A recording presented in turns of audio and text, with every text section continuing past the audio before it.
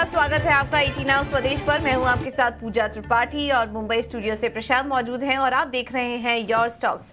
इस शो में हम लेंगे आपके सवालों को, शामिल करेंगे उन्हें और सवाल पूछने का तरीका भी आपको बताएंगे और हमारे साथ एक्सपर्ट भी शामिल होंगे जो कि उन स्टॉक्स पर आपको राय देंगे। सबसे पहले तरीका आपको समझा देते हैं। हमसे जुड़ने का तरीका बेहद ही आसान है। आप हमें फ़ोन करिए, आप अपने सवाल हमें व्हाट्सएप कर सकते हैं। व्हाट्सएप नंबर भी आपके स्क्रीन पर लगातार फ्लैश होता रहेगा और इसी के साथ ही साथ हम सोशल मीडिया पर भी मौजूद हैं।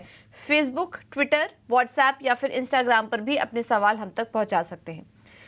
चलिए, ये तो बात हुई सवाल पूछने के तरीके की, लेकिन अब मार्केट पर ज़रा नज़र डाल लें। और बाज़ार में आज हम देख रहे हैं कि सुस्त शुरुआत हुई थी और अब बाजार पर दबाव भी बन रहा है। सुबह एशियन बाजारों में भी हमने देखा था शुरुआत थोड़ी सपाट होते हुए नजर आ रही थी और इसका असर इस वक्त हम भारतीय बाजारों पर भी देख रहे हैं। निफ्टी करीब 77 अंक नीचे कर रहा है कारोबार और अन्य बैंक निफ्टी में भी देखेंगे तो वहां पर भी दबाव के साथ कारोबार हो रहा है।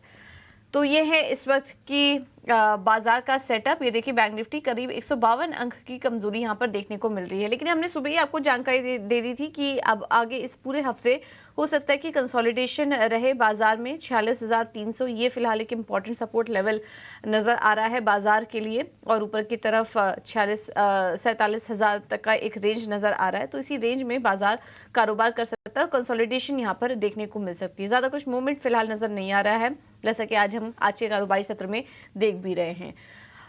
चलिए अब एक्सपर्ट को शामिल कर लेते हैं और हमारे साथ इस वक्त आपके सवालों का जवाब देने के लिए दोनों ही खास मेहमान मौजूद हैं। आदित्य अरोड़ा जुड़ चुके हैं और एसएमसी ग्लोबल सिक्योरिटी से सौरभ जैन भी हमारे साथ मौजूद है। आप दोनों का ही बहुत बहुत स्वागत है शो पर। आदित्य, सबसे पहले तो बाजार पर एक क्विक व्यू दीजिए, क्या लग रहा है आपको और इम्पोर्टेंट लेवल्स और रेंज क्या देख रहे हैं मार्केट के लिए? Very good morning to you, to panel and everybody. मेरे हिसाब से बाजार में एक डाउनवर्ड ट्रेंड जारी है क्योंकि लार्ज कैप में स्ट्रेंथ मिसिंग है। जितने भी लार्ज कैप है वहां पे आपको एक प्रॉपर मोमेंटम नहीं मिल रहा है। तो मेरे हिसाब से आज बाजार में नीचे के लेवल से प्रॉफिट अभी जितना शॉर्ट हो गया, शॉर्ट कवरिंग आ सकती है। तो निफ्टी 22,200 की तरफ जा सकता है। बट अगर आप थोड़ा सा पोजिशनल व्यू ले, जैसे एक्सपायरी तक का व्यू ले जो थर्सडे को है या फ्राइडे तक का व्यू ले, तो मुझे लगता है कि बाजार में गिरावट और गहरा सकती है और निफ्टी 22,100 से लेके 21,900 की तरफ जा सकता है। तो पोजिशनल व्यू लेंगे तो बेरिश व्यू है मेरा। इंट्राडे व्यू लेंगे तो मुझे लगता है कि आज के दिन में थोड़ा सा बाउंस बैक आपको देखने को मिल सकता है। लास्ट आवर में वापस एक्सपायरी है तो वहां पे वापस प्रेशर बनेगा।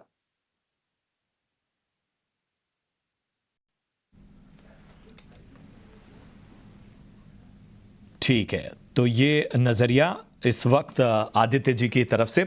ज़रा सौरभ से भी इस वक्त हम राय ले लेते हैं।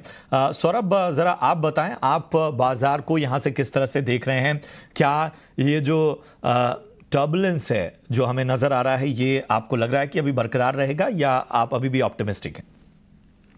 देखिए, बाजार में अगर लिक्विडिटी की बात की जाए तो लिक्विडिटी कहीं से भी कुछ कम नहीं है। एफआईज ने पहले भी कई बारी कई सालों में माल बेचा है, लेकिन काफ़ी सालों से हमारा बाजार डोमेस्टिक मार्केट में जो फंड्स आ रहे हैं, जो लोगों का निवेश आ रहा है म्यूचुअल फंड्स के थ्रू, उससे काफ़ी हमेशा संभला रहा है।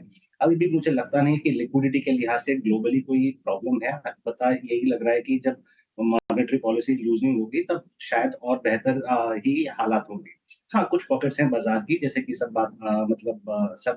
इस पे चिंता भी कर रहे हैं कि स्मॉल कैप में वैल्यूएशन ज़्यादा हो गए। बट हमारी यही राय है कि आप स्मॉल कैप और मिड कैप जहाँ पर बहुत फैंसी रन अप आ रहा है, वहाँ से प्रॉफिट बुकिंग आपको ज़रूर करनी चाहिए और लार्ज कैप की तरफ जाना चाहिए। लार्ज कैप में हमें लगता है कि banking, IT sector, pharmaceutical sector और एनर्जी सेक्टर ये काफ़ी ज़्यादा बेहतर रहेंगे 2024 साल में।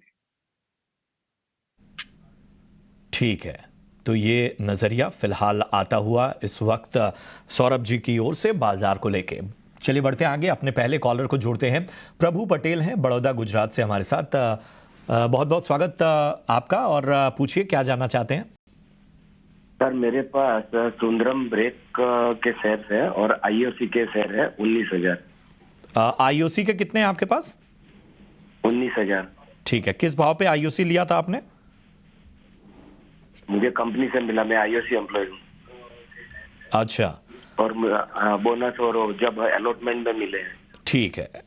Okay okay. और सुंदरम ब्रेक आपने सुंदरम किस ब्रेक, लेवल पे लिया है? Sundaram brake actually exact price मालूम नहीं है, क्योंकि उसमें भी क्या होता है कि आपकी ऐप में कहीं ट्रांसफर होता है, उसमें जो बाइंग वैल्यू नहीं आती, चेंज हो जाती है, इसलिए काफी टाइम से मेरे पास पड़ा हुआ है। ठीक है, तो चलिए 700 चलिए, दोनों ही के स्टॉक पे आसपास बहुत स्पष्ट व्यू नहीं है, लेकिन एक नजरिया देने की कोशिश करते हैं। आदित्य, सुंदरम ब्रेक और आईओसी, जरा इन दोनों स्टॉक्स पर राय दीजिए। खरीदारी के जो लेवल्स हैं वो हमारे जो निवेशक हैं उनको उसका बहुत ज़्यादा आइडिया नहीं है, लंबे समय से उनके पास है। आगे क्या नजरिया बन रहा है? देखिए, अगर आपका नज़रिया थोड़ा सा शॉर्ट टर्म है, 1 महीने का, तो मुझे लगता है सुंदरम ब्रेक अभी 750 पे ट्रेड कर रहा है। आपको एक बार ये थोड़े नीचे के स्तर पे मिल सकता है, 720, 710। तो शॉर्ट टर्म में मुझे लगता है कि यहाँ पे थोड़ी गिरावट देखने को मिल सकती है, 1 महीने का व्यू है तो। बट अगर आपका लॉन्ग टर्म व्यू है, तो मुझे लगता है कि स्टॉक थोड़ा-सा स्टेबल रहेगा, कंसोलिडेट करेगा और थोड़ा-सा इसी लेवल में रहेगा। अगर आपका 1 साल का व्यू है, तो मुझे लगता है कि यहाँ से थोड़ी-सी मुनाफ़ा वसूली कर ले तो कोई उसमें दिक्कत की बात नहीं है, क्योंकि थोड़ा-सा स्टॉक ओवरबॉट है शॉर्ट टर्म में 1 टू 3 मंथ्स के व्यू के हिसाब से। या दीजिए आदित्य, आईओसी पे भी इनको राय दीजिए।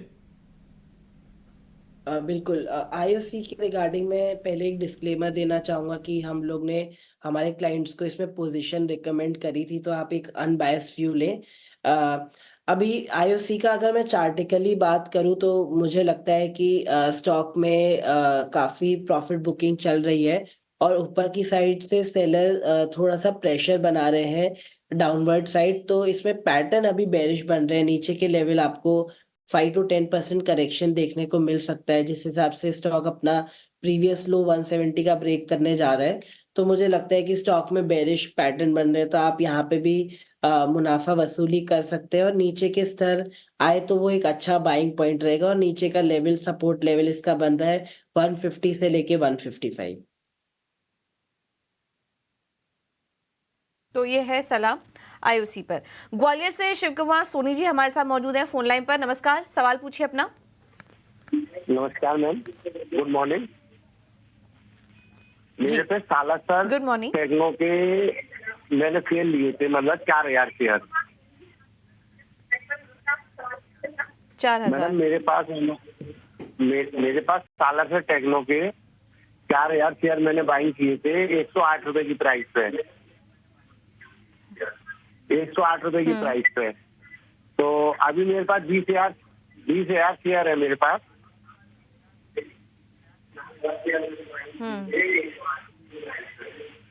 जो अभी 26 रुपए पे चल रहा है मैम, तो मैं इसका भविष्य जानना चाहता हूँ। मैं 2 से 3 साल होल्ड कर सकता हूँ इसको।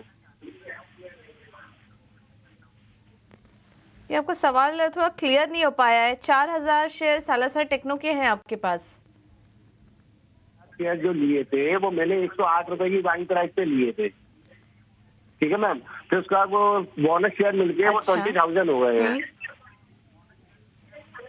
अच्छा, ठीक है। अभी तो 20,000 है ना, वो अब उसमें हो गए ना वो, तो मतलब बोनस शेयर मिलेंगे उस पे। अभी फिलहाल 20,000 शेयर्स हैं। समझ गई। तो अभी 20,000 फिलहाल शेयर्स हैं आपके पास और आपकी फिर जो बाइंग प्राइस हो गई है वो 108 पर आपने लिया था, लेकिन उसमें बोनस शेयर का एडजस्टमेंट और हो गया होगा। ठीक है, आपको स्टॉक पर राय दिलवा देते हैं। तो कुल इनके पास 20,000 शेयर्स हैं। स्टॉक का भाव 26 रुपए के आसपास चल रहा है। क्या सलाह देंगे आदित्य जी ये इस स्टॉक पर आप?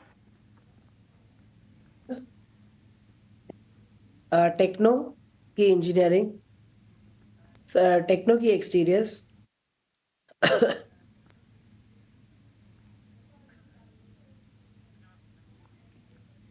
आदित्य, सालासर टेक्नो पर इनका सवाल है। एग्जैक्टली तो सलासर टेक्नो में अगर आप देखें तो स्टॉक काफी मतलब स्पेकुलेटिव काउंटर है, काफी हाई बीटा काउंटर है। इसमें आपको उछाल देखने को मिला 13 से लेके ऑलमोस्ट 33 का, और वहां से स्टॉक उतर के वापस नीचे आ गया 22, तो मेरी सलाह ये रहेगी कि आपको जो भी इसमें उछाल मिले, आप उसमें प्रॉफिट बुकिंग का व्यू बनाएँ, क्योंकि अभी इसमें रिटेल पार्टिसिपेशन बहुत ज़्यादा बढ़ गया है, जिसकी वजह से स्टॉक में वॉलेटिलिटी बहुत ज़्यादा है। और थोड़ा-सा मुझे लगता है कि जिस हिसाब से सेलिंग प्रेशर आपको बन के आया है 33 से 22, तो मुझे लगता है कि वापस एक बार सेलिंग प्रेशर इसमें हायर लेवल पे बन सकता है, जो है 26 से लेके 29। ये आपके लिए एक अच्छा प्रॉफिट बुकिंग ज़ोन रह सकता है, क्योंकि इसमें लगता है कि वापस एक बार स्टॉक में गिरावट आ सकती है। या सालासर टेक्नो पर आपको मिलता हुआ। चलिए बढ़ते हैं आगे, एक खास सेगमेंट लाते हैं आपके लिए और ये है ऑप्शन का चैंपियन।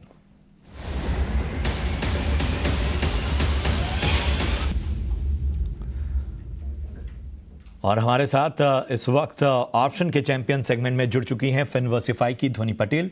ध्वनि जी गुड मॉर्निंग, प्रशांत बात कर रहा हूं, बताइए आज आपकी ऑप्शन की रणनीति क्या होगी? गुड मॉर्निंग प्रशांत। आज का हमारा ऑप्शन का ट्रेड यहाँ पे जो रहेगा वो टाटा केमिकल्स में रहेगा।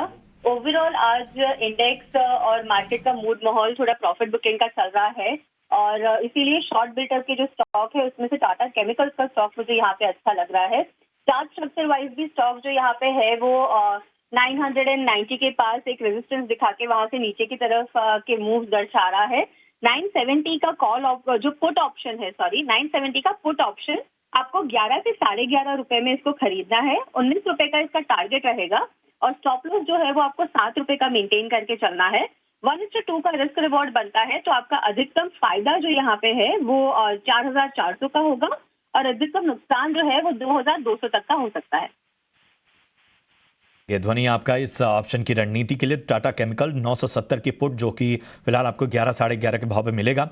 19 रुपए का लक्ष्य, स्टॉप लॉस रखिए 7 रुपए और यहाँ पर आपके सामने मुनाफे और नुकसान की भी बात सामने रखी। लेकिन आपको बता दें कि ऑप्शन की दुनिया में नुकसान का जो रेशियो है वो बहुत ज्यादा है। 10 में से 9 लोग यानी 90% लोगों को ऑप्शन की दुनिया में नुकसान होता है। ये सेबी का रिस्क डिस्क्लोजर हम आपके सामने रख रहे हैं, इसलिए आपकी तैयारी पक्की हो, आपकी जानकारी हो तो ही आप ऑप्शन में ट्रेड करें। जी हाँ, सेबी का रिस्क डिस्क्लोजर ऑप्शन की दुनिया में आपके सामने हम रखते हुए 10 में से 9 लोगों को इसमें नुकसान होता है।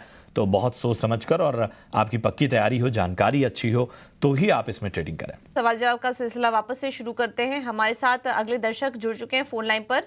प्रदीप शर्मा जी। प्रदीप शर्मा जी, कहाँ से बोल रहे हैं आप और किस स्टॉक पर सवाल है आपका? पूछिए।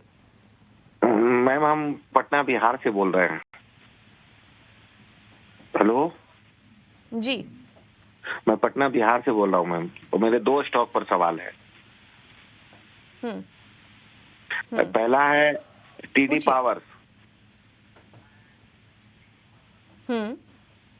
टीडी पावर के शेयर है मेरे पास, 13 शेयर हैं 284 के लेवल पर। ठीक है। और एक है रैमको सीमेंट, 37 शेयर हैं 966 के रेट पर। ठीक है, ठीक है, चलिए आपको दोनों स्टॉक्स पर राय दिलवा देते हैं। टीडी पावर सिस्टम 284 पर लिया था और रैमको सिस्टम, इसका मौजूदा भाव एक बार हम देख लेते हैं। रैमको सिस्टम रैमको सीमेंट्स का अगर देखें तो 966 पर आपने लिया था, 871 पर अभी कारोबार कर रहा है, तो यहाँ पर हल्का नुकसान है, लेकिन टीडी पावर में ये हल्के मुनाफे में है। सौरभ जी, क्या सजेस्ट करेंगे दोनों स्टॉक्स में आप? देखिए, टीडी पावर जो कंपनी काम करती है, पावर इक्विपमेंट्स में काम करती है, उसके जो चीज़ें पावर सेक्टर में लगती हैं, वो चीज़ों में काम करती है, डील करती है। प्रोस्पेक्ट्स यहाँ पर काफ़ी अच्छे हैं, इसलिए स्टॉक ने भी री-रेट किया। लंबे समय के लिए अगर आपने कंपनी में निवेश किया है, तो कंपनी बहुत अच्छी है, आगे ग्रोथ की उम्मीद है, आप इसमें बने रह सकते हैं। रैमको सीमेंट एक सीमेंट सेक्टर की एक दिग्गज कंपनी में आती है, मैनेजमेंट बहुत अच्छी है, कंपनी बहुत अच्छी है। लेकिन क्या होता है कि सीमेंट सेक्टर में थोड़ा-सा वॉलेटिलिटी चलती है बिज़नेस आउटलुक को लेके कि किस तरह से डिमांड आ रही है, किस तरह से सप्लाई आ रही है, कॉस्ट प्रेशर्स क्या हैं। ओवरऑल अगर देखेंगे तो इंडिया की इंफ्रास्ट्रक्चर स्टोरी काफ़ी अच्छी लगती है। मैं समझता हूँ कि सेंटर में गवर्नमेंट फॉर्मेशन के बाद चीज़ें और ज़्यादा तेज़ी से आगे बढ़ेंगी। फिलहाल के लिए आपके लिए पेन पीरियड ज़रूर रहेगा, लेकिन लंबे समय के लिए मुझे लगता है कोई तकलीफ नहीं है। तो इसमें भी आप बने रह सकते हैं। ओके, ठीक है, तो ये है सलाह आपके दोनों ही स्टॉक्स पर। एक और खबर की तरफ, हीरानंदानी ग्रुप के प्रमोटर से आज ईडी की पूछताछ हुई। इस पर और जानकारी लेते हैं अनुराग शाह से। अनुराग, बताइए क्या डेवलपमेंट, क्या डिटेल्स हैं आपके पास? एनफोर्समेंट डायरेक्टरेट के द्वारा हीरानंदानी ग्रुप के जो प्रमोटर है निरंजन हीरानंदानी और उनके पुत्र दर्शन हीरानंदानी को आज ईडी के दफ्तर बुलाया गया है। उनके खिलाफ एक समन जारी हुआ था क्वेश्चनिंग के लिए, और जो आरोप है कि फेमा वायलेशन से जुड़े हुए आरोप है, और निरंजन हीरानंदानी के परिवार द्वारा जो ऑफशोर ट्रस्ट स्थापित किया गया था उससे जुड़ी हुई जो जांच है उस संबंध में ईडी के द्वारा समन जारी किया है और क्वेश्चनिंग के लिए बुलाया है। इसके अलावा हमने देखा था कि पिछले हफ्ते ही जो निरंजन हीरानंदानी के घर समेत हीरानंदानी ग्रुप के 4 ठिकानों पर ईडी के द्वारा छापेमारी की गई थी, और उसके बाद ही ये समन जारी किए गए हैं और क्वेश्चनिंग के लिए निरंजन हीरानंदानी और दर्शन हीरानंदानी को बुलाया है। हमारे सूत्रों से मिली जानकारी के मुताबिक हीरानंदानी ग्रुप जो है पूरी तरह से कोऑपरेट कर रहा है इस जांच के अंदर, और जो दर्शन हीरानंदानी है वो आज क्वेश्चनिंग के लिए फिजिकली अपीयर नहीं हो पाएंगे ईडी के ऑफिस में, क्योंकि वो दुबई में रहते हैं, और जो उनके रिप्रेजेंटेटिव है वो तमाम सवालों के जवाब जो है वो ईडी को देंगे। शुक्रिया अनुराग आपका ये पूरा अपडेट हमारे लिए लेकर आने के लिए। तो मुंबई में एक काफ़ी बड़ा ग्रुप है हीरानंदानी ग्रुप, जिससे कि ईडी की पूछताछ चल रही है, और उसका ही अपडेट अनुराग अभी देते हुए।